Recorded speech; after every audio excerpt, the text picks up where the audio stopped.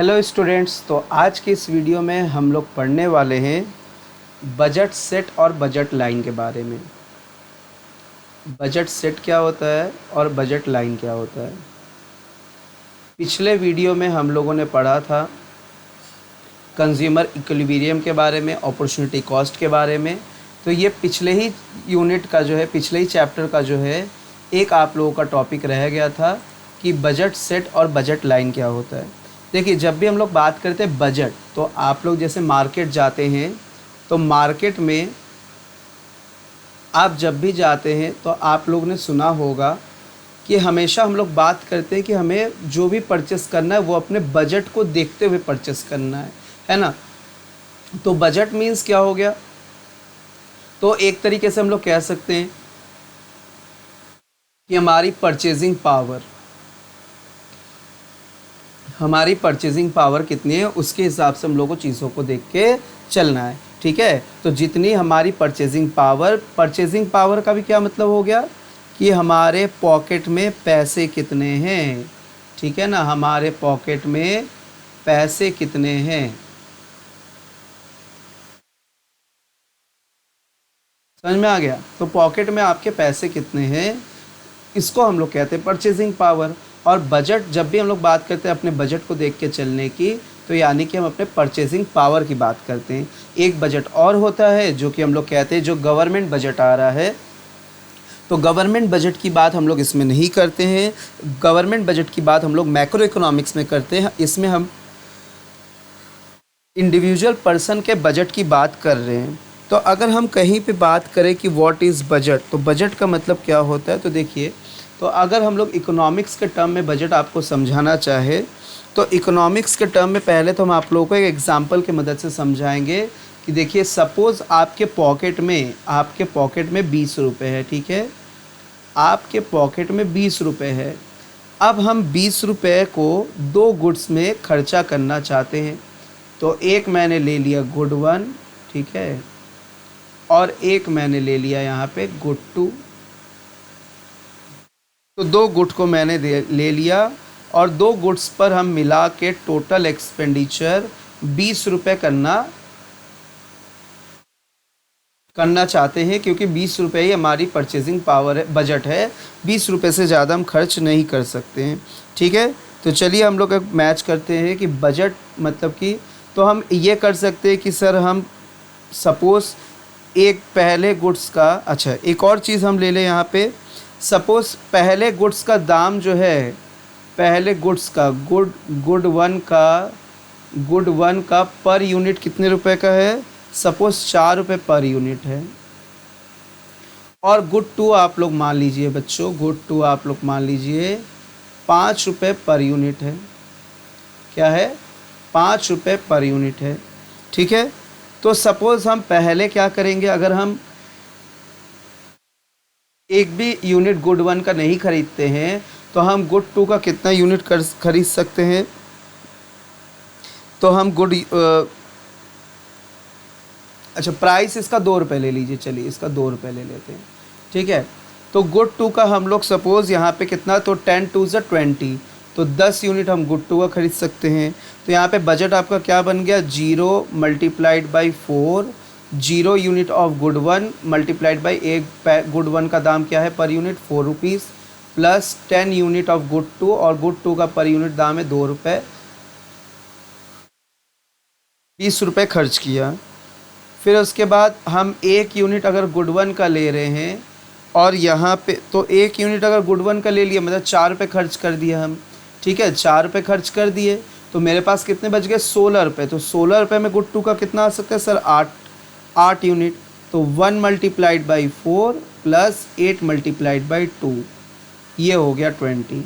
Again हम 2 unit अब good 1 का ले लें, तो 2 यूनिट यानी कि 1 यूनिट का दाम है 4 रुपये, तो 2 यूनिट का 8 रुपये। तो मेरे पास अब बचे हैं 12 रुपये। ठीक है ना, मेरे पास कितने बचे हैं, अब 12 रुपये बचे हैं। तो 12 रुपये से गुड 2 का कितना यूनिट आ जाएगा, 6 यूनिट आ जाएगा। ठीक है, तो 2 × 4 प्लस 6 × 2, तो ये हो गया 20 रुपीज़। नेक्स्ट अगेन हम मान लेते हैं कि अब हम गुड 1 का 3 यूनिट खरीदना चाहते हैं, तो 3 4 ज़ा कितना हो जाएगा 12, और मेरे पास फिर कितने रुपए बच गए 8 रुपये। तो हम गुड 2 का 4 यूनिट खरीद सकते हैं क्योंकि 4 2 ज़ा 8 होता है। तो यहाँ पे क्या हो जाएगा 3 4 ज़ा 12 प्लस 4 2 ज़ा 8, ये हो गया 20 रुपीज़। सपोज़ अब हम गुड 1 का 4 यूनिट खरीदना चाहते हैं, तो कितना हो गया 4 4 ज़ा 16, अब मेरे पास 4 रुपये बचे, यानी कि इसका भी हम 2 यूनिट खरीद पाएंगे। ठीक है, तो यहाँ पे क्या हो गया कॉम्बिनेशन, देखिए 4 4 ज़ा 16 प्लस 2 2 ज़ा 4 20। और अब सपोज़ 5 यूनिट हम गुड 1 का ख़रीदना चाहते हैं, तो अगर 5 यूनिट हम गुड 1 का ले लेंगे तो 5 4 ज़ा 20 रुपीज़, तो मेरा पूरा पैसा तो गुड 1 में ही लग जाएगा, तो हम 0 यूनिट ले पाएंगे गुड 2 का। तो 5 multiplied by 4, 2 multiplied by 0 is equal to 20। तो यहाँ पे आप लोगों ने ये देखा कि हम कौन कौन से अपने 20 रुपये को क्या कैसे 20 रुपये से कैसे कैसे कॉम्बिनेशंस हम बना सकते हैं गुड 1 गुड 2 का। ठीक है, ये आप लोगों ने देखा। तो बजट सेट क्या होता है, बजट सेट का मतलब यही होता है कि budget set refers to those bundle of goods. क्या सीखा हम लोगों ने यहाँ पे, क्या हम लोगों ने ये सीखा कि सर बजट सेट का मतलब होता है, बजट सेट रेफर्स, यहाँ पे बंडल, ये बंडल ही तो बन रहा है ना, गुड 1 गुड 2 मिलके क्या बन रहा है, बंडल क्रिएट हो रहा है। तो budget set refers to those bundle of goods, those bundle of goods, bundle of goods that a consumer can purchase, that a consumer can purchase with his money income, with his money income at the given price of the goods। Price तो यहाँ पे set है, at the given price of the goods।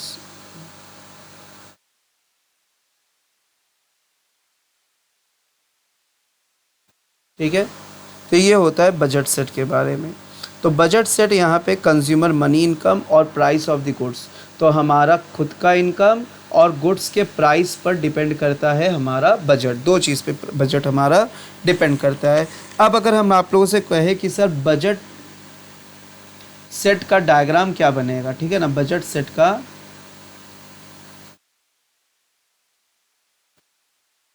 Diagram क्या बनेगा, तो देखिए budget set का diagram कुछ इस प्रकार बनेगा,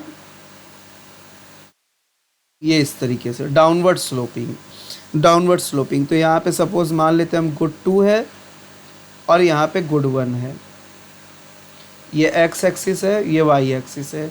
अच्छा, why it is downward sloping, why it is downward sloping क्योंकि सर जैसे जैसे हम एक गुड का यूनिट इंक्रीज़ करते जाएंगे वैसे वैसे हमें दूसरी गुड्स का नंबर ऑफ़ यूनिट्स रिड्यूस करते जाना होगा। क्यों? क्योंकि यहाँ पे कंज्यूमर का मनी इनकम लिमिटेड है। तो जब हम बजट सेट को ग्राफिकल रिप्रेजेंटेशन करते हैं, the graphical representation of budget set is called budget line. ठीक है ना, तो ये क्या हो गया, ये हो गया बजट लाइन, ये क्या हो गया, बजट लाइन हो गया। तो बजट लाइन किसको कहेंगे, graphical representation, graphical representation of budget set,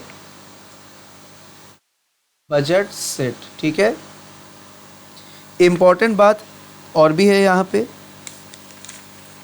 देखिए तो बजट सेट और बजट लाइन में एक थिन लाइन ऑफ डिफरेंस भी है कि बजट सेट हमको सर दिखाएगा वो सारे गुड्स जो या तो हमारे कंज्यूमर मनी इनकम से इक्वल होगा या लेस देन होगा। ठीक है ना, क्या होगा, इक्वल होगा या तो लेस देन होगा, less than equal to consumer money income. ये हो गया बजट सेट के बारे में, बजट सेट।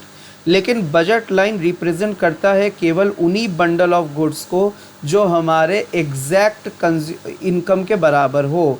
ठीक है, क्या क्या बोला मैंने, बजट सेट रिप्रेजेंट करता है उन सारे कॉम्बिनेशन ऑफ गुड्स को जो कि हमारे इनकम से या तो लेस देन होगा या तो बराबर होगा। ठीक है, ज़्यादा तो हो नहीं सकता। लेकिन बजट लाइन केवल उन्हीं कॉम्बिनेशन को शो करता है जो कि एग्जैक्टली हमारे इनकम के ही बराबर हो, कंज्यूमर मनी इनकम के ही जो बराबर हो। ठीक है, ये चीज़ है। तो budget set, budget line, hope so आप लोगों को समझ में आया होगा। ठीक है, एक होता है कि shift in budget line, shift in budget line. तो प्यारे बच्चों, मैंने आप लोगों को बताया था एक बात कि जब भी हमारा कोई भी ग्राफ राइटवर्ड शिफ्ट होता है इकोनॉमिक्स में, ठीक है, तो मैक्सिमम वो क्या होता है, पॉजिटिवली होता है, पॉजिटिव। तो अगर बजट लाइन आपका राइटवर्ड शिफ्ट हो, इट मीन्स आपका इंक्रीज हो रहा है money income, increase in income हो रहा है, या तो सामान के दाम सस्ते हो रहे हैं या तो कंज्यूमर इनकम क्या हो जा रहा है, बढ़ जा रहा है। ठीक है ना। अच्छा, सामान के दाम नहीं सस्ते हो सकते, इसको शिफ्ट कह रहे हैं। ठीक है ना, इसको शिफ्ट हो रहा है, ये शिफ्ट। एक होता है रोटेशन, एक होता है शिफ्ट। तो शिफ्ट इन का बजट लाइन क्यों होगा, ड्यू टू इंक्रीज और डिक्रीज इन मनी इनकम। तो अगर राइटवर्ड शिफ्ट होगा तो इनकम बढ़ेगा, अगर लेफ्टवर्ड शिफ्ट हो रहा है, सपोज मान लीजिए इधर लेफ्टवर्ड, तो लेफ्टवर्ड शिफ्ट होने का मतलब कि कंज्यूमर का मनी इनकम जो है वो डिक्रीज हो रहा है, डिक्रीज इन इनकम। ठीक है, डिक्रीज इन इनकम, ये हो गया। होप सो आप लोगों को समझ में आ रही चीज़ें, डिक्रीज इन इनकम हो गया। तो ये है बजट सेट और बजट लाइन के बारे में। चलिए, यही चीज़ आप लोगों को बताना था। बाकी इसके वही एजम्पशन है, कंज्यूमर मनी इनकम फिक्स होना चाहिए। ठीक है, price of the goods fix होना चाहिए, कंज्यूमर रैशनल होना चाहिए, टेस्ट नेचर प्रेफरेंस कांस्टेंट होना चाहिए। तो जो एजम्पशंस आप लोग जानते हैं वही एजम्पशन है। हालांकि एजम्पशन आपके एग्ज़ाम के पॉइंट ऑफ व्यू से उतना कोई इम्पोर्टेंट नहीं है। ठीक है, अब हम लोग आगे पढ़ेंगे अगले चैप्टर की तरफ, दैट इज़ हमारा जो चैप्टर है थ्योरी ऑफ डिमांड। तो जब भी हम लोग डिमांड की बात करते हैं तो डिमांड का मतलब क्या होता है, देखिए, तो डिमांड का मतलब होता है कि सर डिज़ायर, डिमांड का मतलब क्या होता है,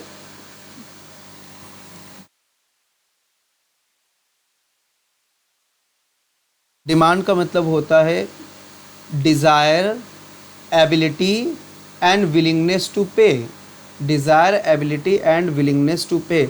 सपोज़ किसी चीज़ का हमको डिज़ायर है बट हमारे पास ख़रीदने के लिए पैसे नहीं है। एबिलिटी टू पे मीन्स योर परचेजिंग पावर।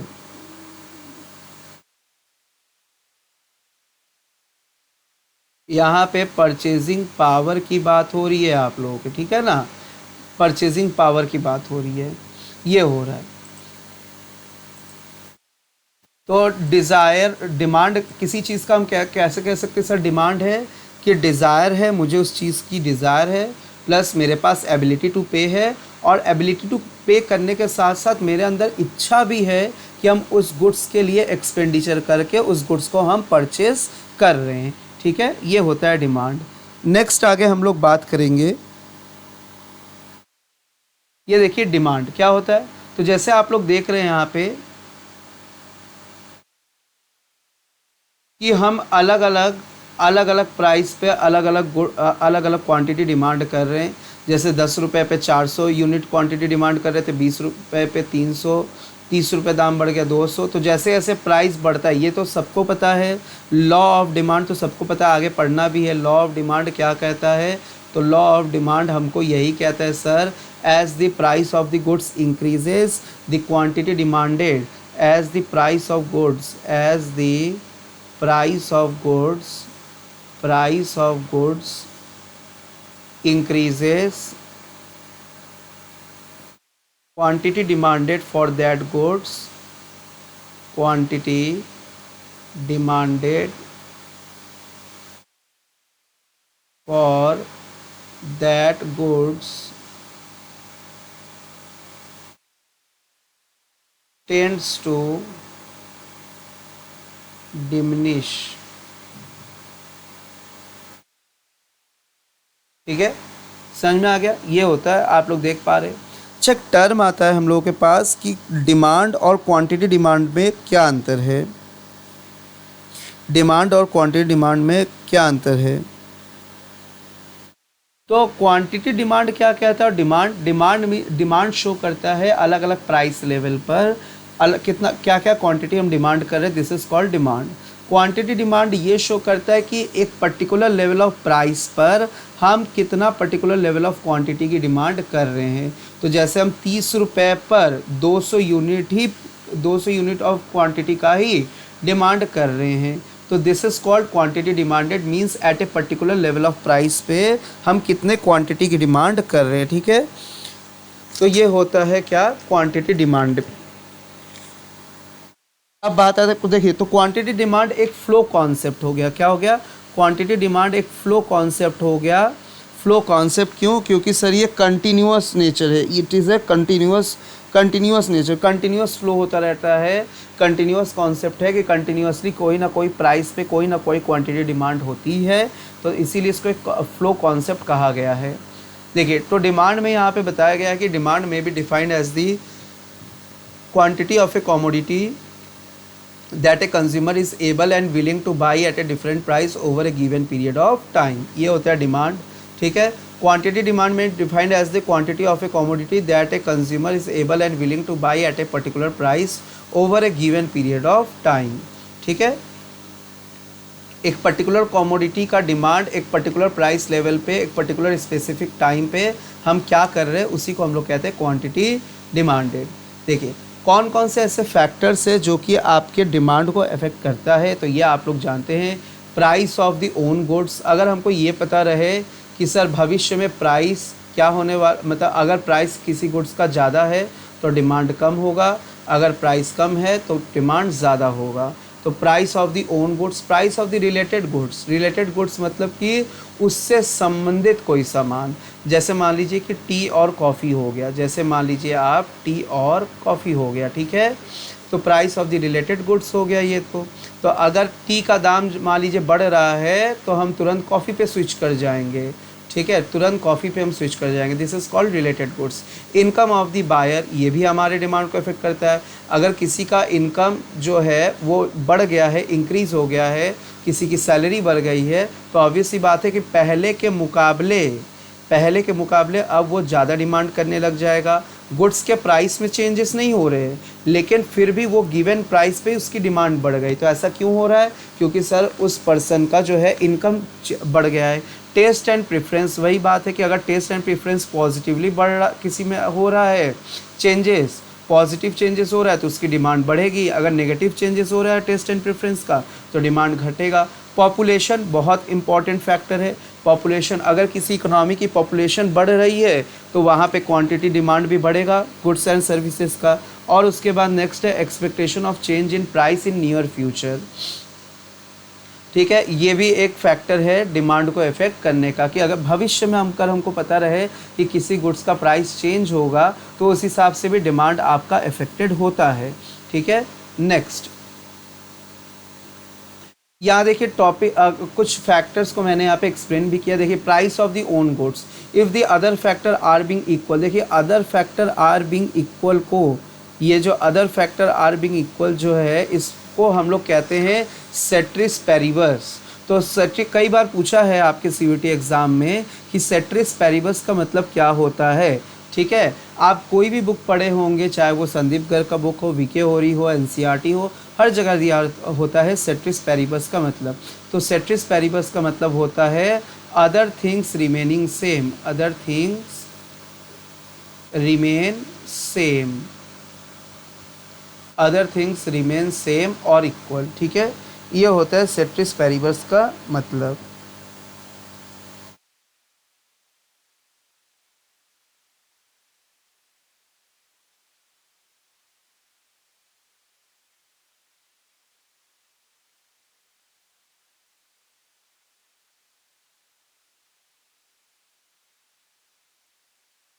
ठीक है, नेक्स्ट है, देखिए नेक्स्ट क्या है, taste and preference. Taste and preference क्या है यहाँ पे,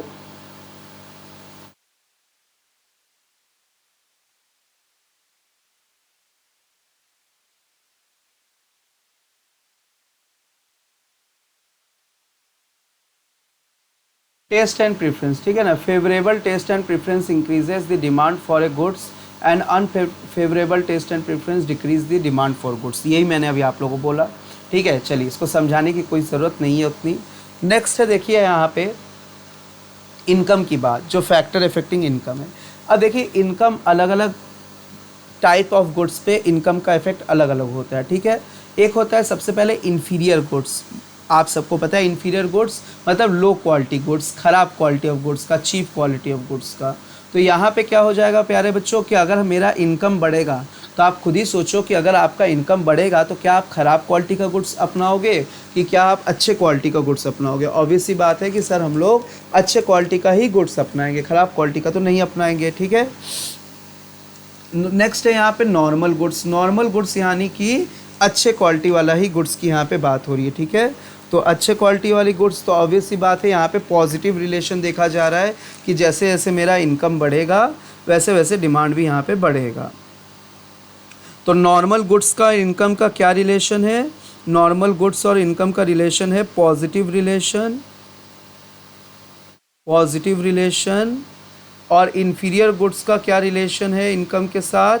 नेगेटिव रिलेशन। कैसा रिलेशन है प्यारे बच्चों? नेगेटिव रिलेशन है, ठीक है।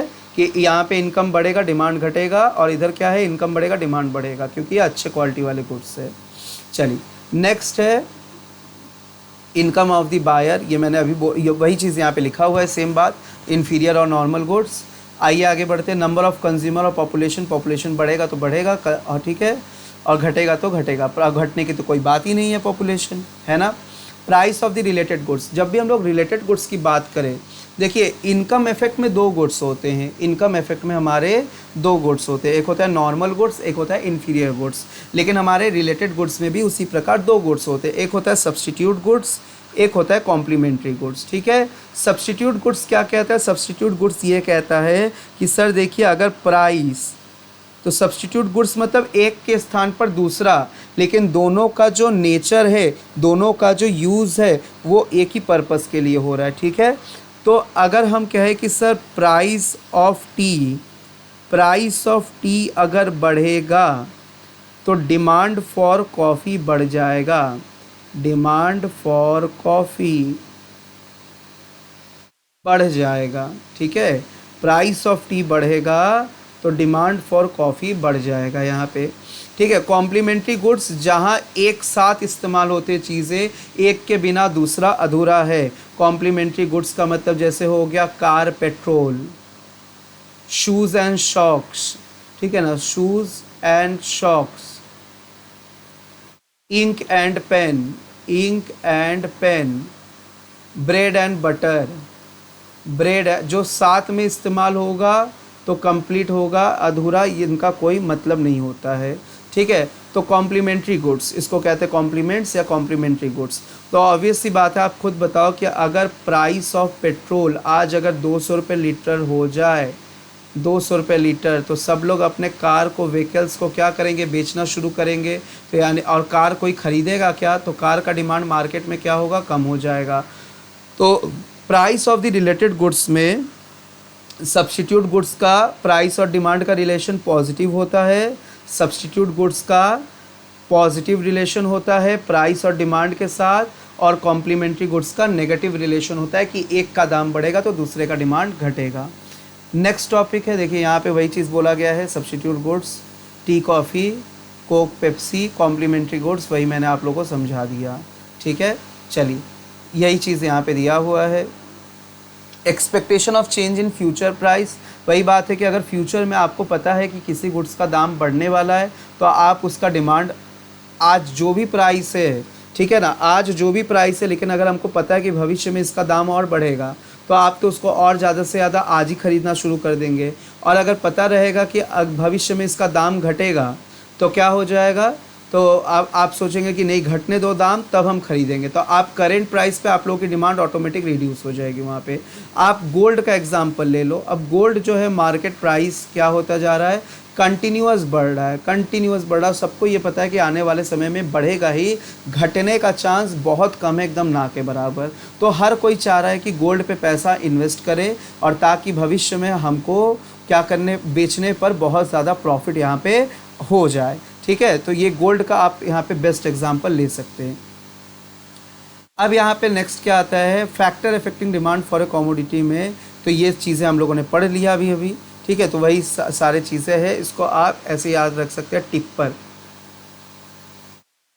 चलिए, इनकम डिस्ट्रीब्यूशन इवन अनइवन, इसको जानने की अभी ज़रूरत नहीं है फिलहाल। तो या देखिए क्या है, व्हेन टू और more goods are demand simultaneously it is known as alternate demand, direct demand, composite demand की जॉइंट डिमांड। तो it is called joint demand.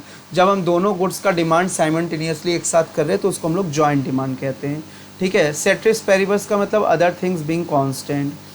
अब आते हैं प्यारे बच्चों लॉ ऑफ डिमांड। तो लॉ ऑफ डिमांड सबको पता है, कुछ यहाँ पे खास नहीं है बताने के लिए, ठीक है। तो लॉ ऑफ डिमांड यही कहता है कि other things being same, if the price of the if the price of the goods is increases then the demand for that commodity tends to diminish, means there is a negative relationship between the price and quantity demanded।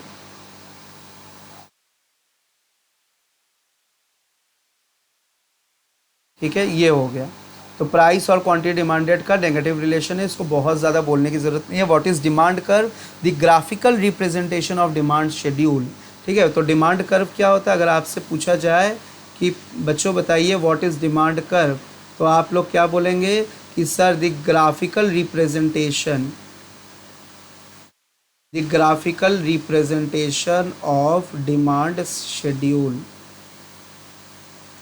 अगर आपसे ये पूछा जाए sir what is demand schedule, demand schedule it is a tabular representation, it is a tabular representation of the price and quantity demanded, which shows that different quantity of a commodity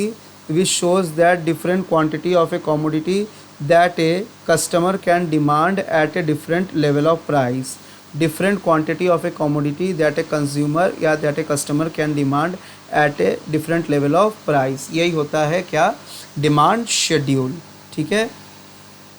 अब इसमें आप लोग जानते हो individual demand schedule जो कि individual person का demand दिखाता है डिफरेंट लेवल ऑफ प्राइस में, और मार्केट डिमांड शेड्यूल क्या शो करता है कि पूरे मार्केट का डिमांड पर्टिकुलर गुड्स के लिए डिफरेंट लेवल ऑफ प्राइस पर। कुछ बातें हैं यहाँ पे कि क्या लॉ ऑफ डिमांड का कुछ एक्सेप्शन भी है क्या, बिल्कुल एक्सेप्शन है। जैसे exception of change in future price हो गया, ठीक है ना, exception of change in future price. यहाँ पे हम ये भी लिख दे exception of change in future price, ठीक है। फ्यूचर प्राइस में बदलाव होना, तो हमको अगर पता है कि करंट प्राइस महंगा तो है लेकिन और महंगाई बढ़ने वाली है, तो हम करंट महंगे दाम पर भी डिमांड बढ़ा देंगे क्योंकि आगे तो जाके और दाम बढ़ेगा, ठीक है। नेक्स्ट है उसके बाद देखिए status symbol goods, prestigious goods जिसको कहते हैं स्टेटस सिंबल या प्रेस्टिजियस गुड्स। तो महंगे सामान, जैसे रिच पर्सन जो भी होते हैं वो लोग महंगे, जो सामान मार्केट में महंगा से महंगा होता है वो उसी को खरीदते हैं ताकि उनको अपना स्टेटस मेंटेन करना होता है, ठीक है ना। नेक्स्ट होता है इमरजेंसी या नेसेसिटी। देखिए नेसेसिटी पहले बता दें हम आपको, नेसेसिटी या एसेंशियल गुड्स। तो जैसे मान लीजिए फूड, ऑक्सीजन, वाटर, मेडिसिन, ये सब हमारे नेसेसिटी गुड्स है। यहाँ पे दाम बढ़े चाहे घटे हम उतना ही डिमांड करेंगे जितनी हमको नीड है उस पर्टिकुलर चीज़ की। अब बात आ गया इमरजेंसी और वॉर के टाइम पे, तो इमरजेंसी और वॉर के टाइम पे भी लॉ ऑफ डिमांड फॉलो नहीं होगा। यहाँ पे तब हम ये नहीं देखेंगे कि क्या दाम है, दाम कम है, दाम ज़्यादा है, भाई इमरजेंसी है, वॉर है, ठीक है। तो मुझे अगर किसी चीज़ की ज़रूरत है तो हम उसकी डिमांड ज़रूर करेंगे उस पर्टिकुलर टाइम पीरियड पे जिस समय इमरजेंसी है, ठीक है। तो होप सो मुझे कि आप लोगों को चीज़ें समझ में आ रहे हैं। देखिए तो यहाँ पे वही चीज़ है कि यहाँ पे एक्सेप्शंस को ही समझाए गए हैं, इतना डिटेल में आप लोगों को जाना नहीं है। स्टिल अगर आप जानना चाहते हो तो आप देख सकते हो, मैंने डायग्रामेटिकली यहाँ पे चीज़ों को बताए हुए हैं। गिफन गुड्स, एक बात आता है यहाँ पे गिफन गुड्स के बारे में, उसको आप लोग ज़रूर जान ले कि गिफन गुड्स क्या होता है। देखिए गिफन गुड्स ये भी एक तरीके का इन्फीरियर गुड्स ही होता है, whose price effect is positive, मतलब एक तरीके का सुपीरियर क्वालिटी ऑफ गुड्स होता है, ठीक है ना, एक तरीके का सुपीरियर क्वालिटी ऑफ गुड्स होता है। इन्फीरियर मतलब इन्फीरियर क्वालिटी तो है लेकिन इन्फीरियर में भी जो अच्छा वाला होता है, इन्फीरियर में भी जो खराब में भी जो अच्छा कह सकते हैं आप लोग, खराब में भी जो अच्छा है, ठीक है ना। तो this is called Giffen goods. तो गिफन गुड्स एक special category of inferior goods होता है। तो ये डिक्रीज होता है with the fall in its price. तो इसका पॉजिटिव रिलेशन होता है, अगर प्राइस बढ़ेगा तो इसका डिमांड बढ़ता है, प्राइस घटता है तो डिमांड घटता है। याद रखिएगा गिफन गुड्स के साथ यहाँ पे पॉजिटिव रिलेशन होता है। आपके एग्ज़ाम के लिए यही चीज़ पूछेगा कि गिफन गुड्स एक special category of inferior goods है, ठीक है ना। याद रखिएगा ये भी बात कि ये एक special category of inferior goods है।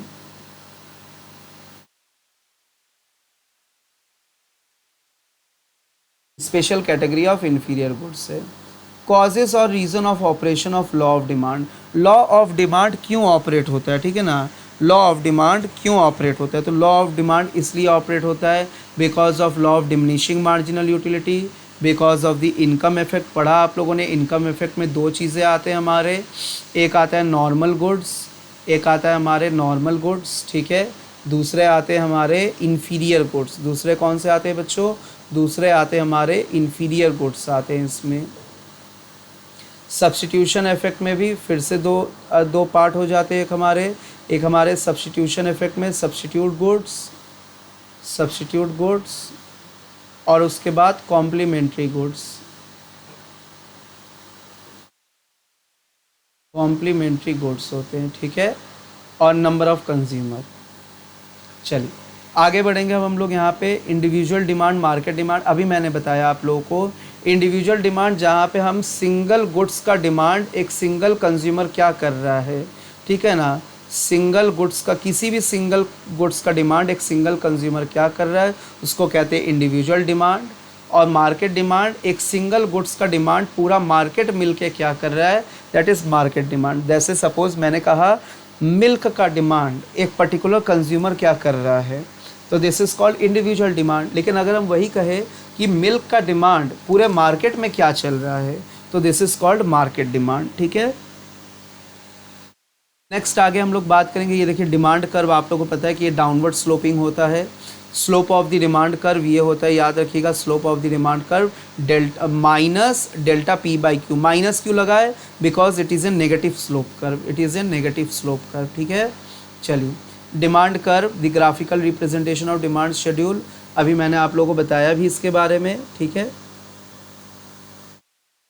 इंडिविजुअल डिमांड को कौन कौन से फैक्टर इफेक्ट करेंगे, test and preference, income, price of own goods, expectation of change, price of the related goods. Market demand को test and preference, income, a price of own goods, population of number of consumer, expectation of change in future price, price of the related goods. चलिए demand function very very important, आपके exam के point of view से very very important. Demand function shows the relationship between the quantity demanded for a particular commodity and the factor influencing it. तो demand function, it is the functional relationship between the demand for a commodity and the different factor influencing it. ठीक है, तो demand को कौन कौन सा factor influence करता है, टेस्ट, इनकम, ठीक है ना, टेस्ट, इनकम, प्रेफरेंस, ये सारे के सारे चीज़ें क्या करते हैं, आपके इनकम को इफेक्ट, आपके डिमांड ऑफ द गुड्स को इम्पैक्ट करते हैं।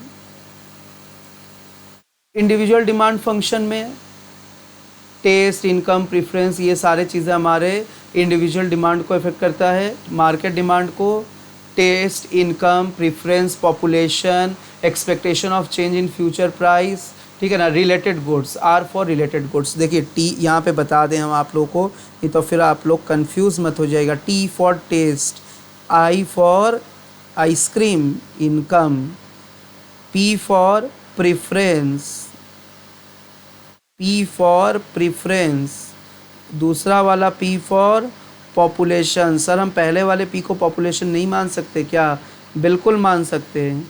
E for expectation of change in future price, expectation of change in future price, expectation of change in future price, ठीक है। R for related goods, are for related goods, ठीक है, ये हो गया।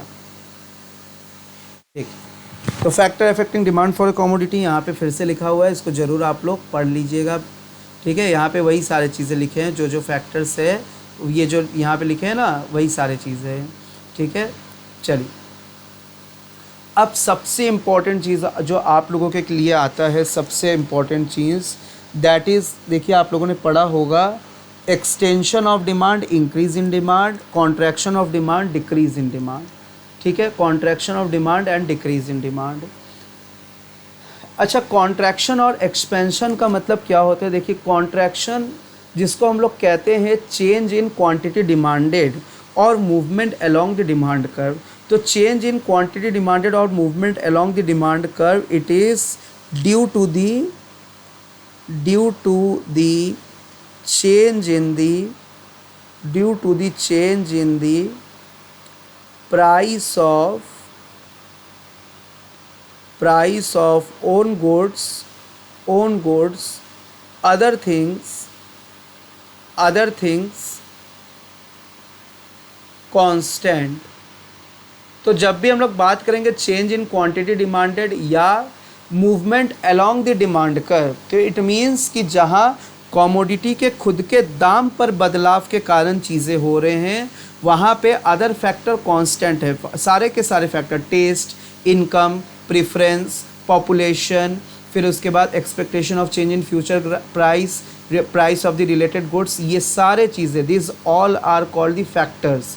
ये सारे फैक्टर्स कांस्टेंट है, केवल एक ही फैक्टर जो है चेंज हो रहा है, वो कौन सा फैक्टर है? उस गुड्स का अपना खुद का दाम। ठीक है, तो एक्सपेंशन ऑफ डिमांड का मतलब क्या होता है? जहाँ डिमांड मतलब बढ़त होना, इसका मतलब क्या हो रहा है? इंक्रीज हो रहा है, इंक्रीज इन डिमांड। ठीक है ना, क्या हो रहा है यहाँ पे डिमांड इंक्रीज हो रहा है। ठीक है, इंक्रीज इन क्वांटिटी डिमांडेड, सीधा बोलेंगे हम लोग, increase in quantity demanded. Contraction of demand का मतलब decrease in quantity demanded, decrease in quantity demanded. तो जब भी इंक्रीज इन क्वांटिटी डिमांडेड होगा तो वहाँ पे डाउनवर्ड मूवमेंट होगा। ये वेरी वेरी इंपॉर्टेंट पॉइंट है आपके एग्ज़ाम के पॉइंट ऑफ व्यू से। ये देखिए, यहाँ पे सपोज़ प्राइस मेरा यहाँ पे था P1 पे, तो क्वांटिटी Q1 पे था, फिर प्राइस P2 हो गया तो क्वांटिटी डिमांडेड Q2 पे आ गया। ठीक है, तो क्या हो गया यहाँ पे? डाउनवर्ड, ऐसे स्लोप हो रहा है, डाउनवर्ड स्लोपिंग। तो डाउनवर्ड स्लोपिंग का, डाउनवर्ड मूवमेंट जब भी होगा डिमांड कर्व का, यानी कि demand of the goods increase हो रहा है, demand of the goods increase हो रहा है, इसको कहते हैं डाउनवर्ड मूवमेंट। इसको कहते हैं expansion of quantity demanded. Expansion of quantity demanded का मतलब increase in quantity demanded due to the change in the price of the own goods, other things remaining constant. Contraction of demand क्या होता है? Decrease in quantity demanded, मतलब कि price of the goods क्या हो रहा है? बढ़ रहा है, तो क्वांटिटी डिमांडेड उस गुड्स का घट रहा है, अदर थिंग्स रिमेनिंग कांस्टेंट। तो यहाँ पे देखिए क्या शिफ्ट होता है, यहाँ पे अपवर्ड मूवमेंट होता है। क्या होता है प्यारे बच्चों? अपवर्ड मूवमेंट होता है। ठीक है, चलिए, तो यहाँ पे देखिए लिखा हुआ है price factor affecting demand for a commodity में प्राइस, इसको अभी पढ़ने की उतनी ज़रूरत नहीं है। नेक्स्ट है शिफ्ट इन डिमांड कर्व। तो shift in demand curve due to change in other factor, due to change in factors other than the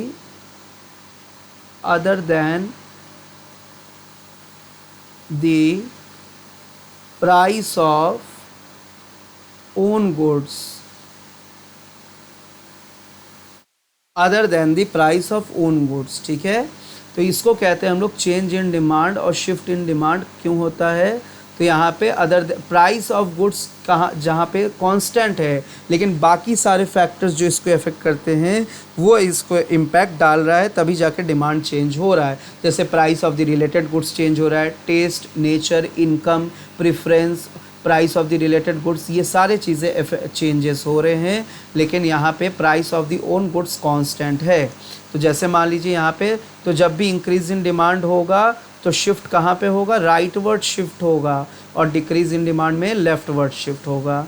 ठीक है, देखिए प्राइस 10 रुपये है, लेकिन 100 रुपये से 200, पहले 100 क्वांटिटी डिमांड कर रहे थे, अब 200। क्यों? क्योंकि हो सकता है sir price of the related goods का दाम बढ़ गया, इसीलिए सपोज़ कॉफ़ी का प्राइस बढ़ गया तो quantity demanded of the T का जो है वो बढ़ जा रहा है ना। लेफ्ट वर्ड शिफ्ट डिक्रीज़ हो जाना, तो लेफ्ट वर्ड शिफ्ट डिक्रीज़ हो जाना, जैसे कि सर प्राइस कांस्टेंट है लेकिन यहाँ पे क्वांटिटी डिमांडेड घट जा रहा है, प्राइस इसका नहीं बदल रहा है लेकिन फिर भी इसकी क्वांटिटी डिमांडेड क्यों घट रही है? क्योंकि सर इससे रिलेटेड अदर फैक्टर इसको इम्पैक्ट डाल रहा है। सपोज़ जो है कि अदर गुड्स का जो क्वांटिटी प्राइस है वो कम हो गया है, कस्टमर का जो टेस्ट प्रेफरेंस है वो चेंज हो गया है। सर टेक्नोलॉजिकल इम्पैक्ट हो सकता है जिससे कि डिमांड बढ़ भी सकता है और घट भी सकता है, ठीक है। तो other than the price of the goods से ये सारे इम्पैक्ट डाल रहे हैं। तो आप लोगों के एग्जाम के लिए left word right word shift, increase in the demand curve, movement along this demand curve, increase in demand,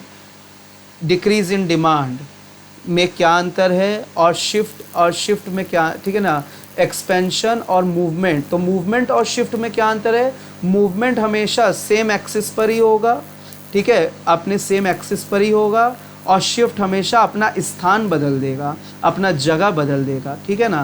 तो यहाँ पे वो सारे चीज़ें लिखे हैं क्या क्या कॉजेस होता है क्वांटिटी डिमांडेड का। तो change in quantity demanded means जहाँ पे कि ड्यू टू अपने ही गुड्स का प्राइस चेंज हो रहा है तभी वो बदल रहा है, बाकी सारी चीज़ें कांस्टेंट है। इसको कहते हैं change in quantity demanded. Other इसमें जब भी चेंज इन क्वांटिटी डिमांड होगा तो movement along the demand curve होगा, ठीक है। It is related with the law of demand. और चेंज इन डिमांड कब होगा? अदर फैक्टर्स चेंज हो रहे हैं, प्राइस कांस्टेंट है उस गुड्स का। यहाँ पे हम लोग शिफ्ट इन डिमांड का, तो जब भी चेंज इन डिमांड हो शिफ्ट होगा, चेंज इन क्वांटिटी डिमांड हो तो मूवमेंट होगा, ठीक है। और यहाँ पे ये लॉ ऑफ डिमांड से रिलेटेड नहीं है, क्योंकि लॉ ऑफ डिमांड तो तब एप्लीकेबल होता है ना जब सारे चीज़ें फिक्स होते हैं, प्राइस बदलता है। जब प्राइस फिक्स हो, सारे चीज़ें बदल रहे हैं, तो वहाँ पे लॉ ऑफ डिमांड एप्लीकेबल नहीं है। Very very important fact point, ठीक है। कॉजेस क्या क्या है, क्या क्या कारण से बदल रहे हैं? तो decrease in price of complementary goods, substitute goods, normal goods का प्राइस बढ़ जाना, decrease in income of inferior goods, favourable taste preference, increase in population, ठीक है। तो ये सब नॉर्मल पॉइंट्स है, इसको आप लोगों को खाली याद रखना है, ठीक है। ये देखिए कुछ एमसीक्यूज देख लीजिए। What does the shift in demand curve from D to D1? ये तो शिफ्ट हो रहा है, शिफ्ट जब भी होगा ये इंक्रीज इन डिमांड हो रहा है, ठीक है, इंक्रीज इन डिमांड। चलिए तो आज के लिए इतना ही। तो ये चैप्टर आप लोगों का ख़त्म होता है डिमांड वाला। अगले वीडियो में हम लोग इलास्टिसिटी और डिमांड को पढ़ेंगे, ठीक है। तब तक के लिए इतना ही। आप लोग पढ़ते रहिए, अच्छे से क्वेश्चंस प्रैक्टिस करते रहिए। Thank you so much.